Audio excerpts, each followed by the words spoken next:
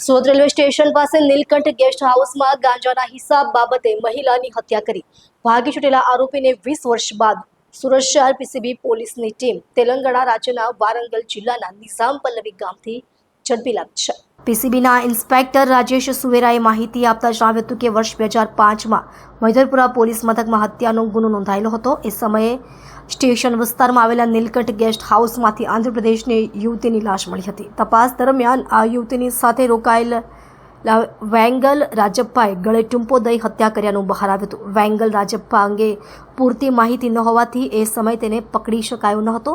હત્યાના કેસમાં 20 વર્ષથી વોન્ટેડ એવા વેંગલ રાજપ્પાને શોધી કાઢવાનું કામ પીસીબીએ હાથ પર લીધું હતું। એએસઆઈ જનાર્દન હરિચરણ શર્મા, એએસઆઈ દીપક નરસિંહભાઈ બારોટ, એએસઆઈ હસમુખભાઈ અને હેડ કોન્સ્ટેબલ અશોકભાઈ રાજપ્પાનું પગેરું દબાવવા કામે લાગ્યા હતા। આ દરમિયાન એવી માહિતી મળી હતી કે વેંગલ રાજપ્પા હાલ વારંગલ ડીંગાના રોગેન્ડા તાલુકાના નિઝામપલ્લી ગામે રહે છે।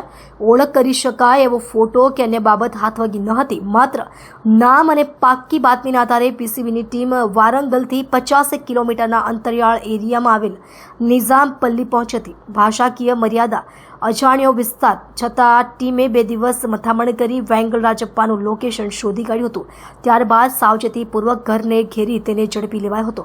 હાલ 55 વર્ષની ઉંમરના વેંગલ રાજપ્પાએ પૂછપરછમાં જણાવ્યું હતું કે વર્ષ 2004-05માં તેની પ્રેમિલા સાથે વારંગલથી ગાંજો લઈ સુરત વેચવા આવતો હતો। દરમિયાન એક વખત તેઓ ગાંજાની ખેપ લઈ સુરત ગયા અને સ્ટેશન વિસ્તારના નીલકંઠ ગેસ્ટ હાઉસમાં રોકાયા હતા।